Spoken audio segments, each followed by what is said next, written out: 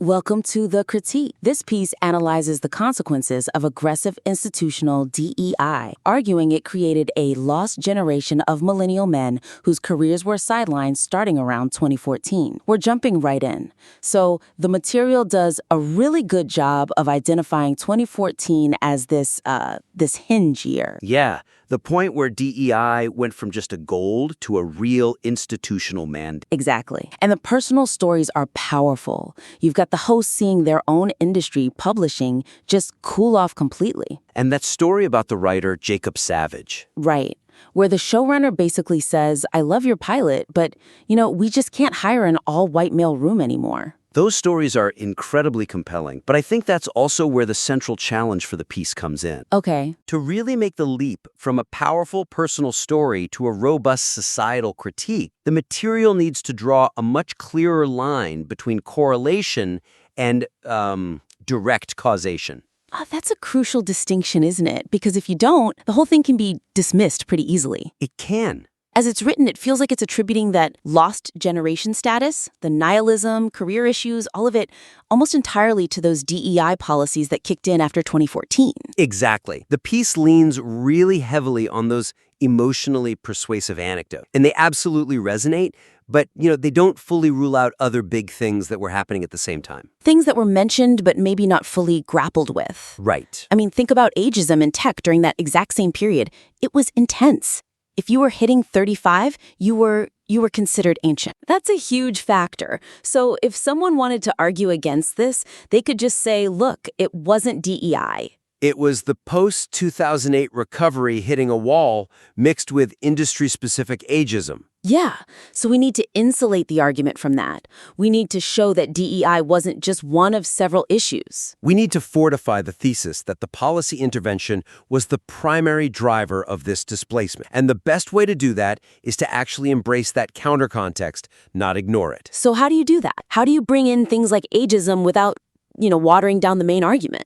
You use the material's own data to make the distinction undeniable. Let's look at that section on creative fields. Okay. The material points out this dramatic shift. White men in lower-level TV writer rooms dropped from 48% in 2011 to just 11% by 2024. A 37-point drop. I mean, that's a staggering number. It's a phenomenal data point, but for it to have maximum impact, it needs context. What kind of context? It would be so powerful to compare that demographic collapse to what the broader industry was doing in that same window. For instance, did the market cap for the industry explode during that time? Or did the total number of entry-level writing jobs just shrink because of streaming and consolidation? Exactly, because if the industry, the whole pie, was growing substantially while that one demographic slice just vanished, then the argument for displacement becomes almost irrefutable. It wasn't just a shrinking market. it's the essential insight. You show the health of the industry as the demographic change happens. That's how you strengthen the causality. And on the financial side, maybe find data that isolates DEI investment from those bigger economic forces. Yes. Did the companies that went all in on the 2014 equity shift see the fastest demographic changes? If you can show the policy holds the most explanatory power, the argument is just. It's solid. It becomes robust against that easy dismissal of, oh, it was just the market. Absolutely. And once that causal link is undeniable, then the only thing left to work on is the language. Which leads right into our second major critique. Right. The material makes a very strong specific point about the policy shift. It wasn't just about leveling the playing field anymore, equality. It was about actively disadvantaging some people. Equity. I agree. That conceptual frame, the shift from equality to equity, is the structural backbone of the piece. Very sharp. It even cites consultants who saw the world deliberately rooting against you. The framework is great. The problem is, well, the language used to support it sometimes gets in its own way. It uses this highly charged, generalizing humor that feels like it's for a very specific audience. And that risks alienating readers who might otherwise agree with the core idea, right? The critique of bad policy. Totally. I'm thinking of lines like joking that Hollywood diversity was just code for black lesbians, or repeatedly saying companies were trying to purge far-left activist types in tech. I see the weakness there. That kind of phrasing makes it sound like the critique is about who got hired. Which is all about identity. when the stronger argument is about how the systemic hiring process failed. The goal should be a structural critique of policy failure, not a moral judgment on individuals. It's the process, not the people? Right. The core point is that hiring based only on checkboxes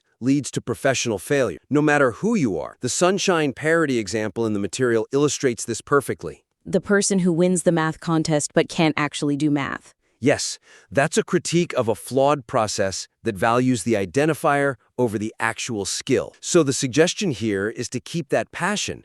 That's a strength, but just sharpen the focus. So replace the group-specific generalizations with. With what? With terms that target the failure of the process itself. Shift the scrutiny away from the people who benefited and put it squarely on the corporate gatekeepers and their failed procedure. Okay, so when talking about the tech fallout, for example, instead of far-left activist types, You could use something more precise, like unqualified quota-based hire, or maybe hires lacking essential skills that were exposed during market contract. that frames it as a failure of management, a business failure. That would appeal to a much broader audience. Exactly. And you can do the same thing with the media example. Take The Atlantic publicly announcing its new hire. Where they led with the demographics, 69% people of color, 75% women. The critique there shouldn't be about those identities. It should be about what was missing. The pedigree, the qualifications that you'd normally see highlighted for such high-profile hires. Yes, the focus should be on that strategic omission of their qualification. That reinforces the idea that the system itself valued identifiers over skill, which, it cheapens the achievement for every single talented person they hired. It's a critique of institutional priorities, not personal identity. Exactly. And that transition leads us really smoothly into the third big opportunity. Okay, The material correctly identifies this huge negative consequence, the unintended side effect that people now automatically assume that any non-white, non-male hire got the job because of DEI, not qualification. it's a profound point, but it's only mentioned briefly. It's the hinge point for the entire argument's moral authority, and I think it's dramatically underserved right now. The critique could be so much stronger if it moved beyond the damage done just to the displaced group. And detailed the profound negative consequences for the very groups DEI was supposed to help. Yes, you need to prove that the policy wasn't just bad for some people. You need to prove it was a truly terrible, universally destructive idea for the entire workforce. Right now, it effectively covers the damage to white men, like with the example of Andrew the reporter. It does. Taking 10 years to get to senior status, feeling like a consolation prize, and then eventually just leaving. That feeling of displacement is crystal clear. But it needs more. It needs more analytical weight on how checkbox hiring damages the legitimacy and the long-term careers of diverse hires who were qualified. That's what proves the system was universally destructive. It created suspicion and resentment everywhere. It's like that concept of the stigma of success. It's not just how others see you. No, It's the internal cost of always having to fight the assumption that you are the checkbox hire.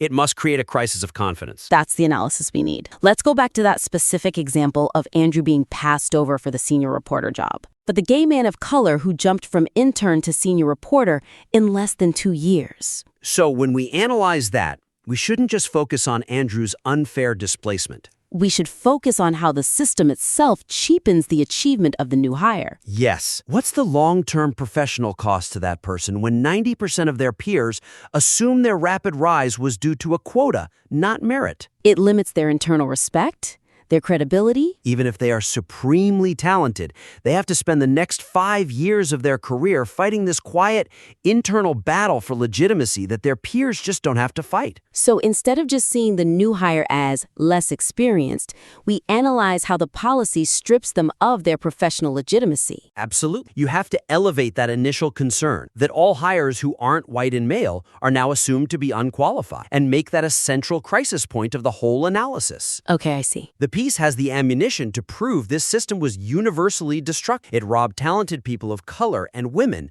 of the right to be recognized for their merit alone. Every achievement becomes suspect. And that shift takes the critique from a grievance about unfairness to a really comprehensive argument about total policy failure. Exact, an argument that affected every single person in the organization. So, to recap, this critique focused on 3 main areas. First, fortifying that causal link between DEI policies and professional displacement. Right. Second, refining the tone, the generalizing language to maximize credibility. And finally, expanding the scope of the failure to include the harm done to the groups DEI was actually designed to help.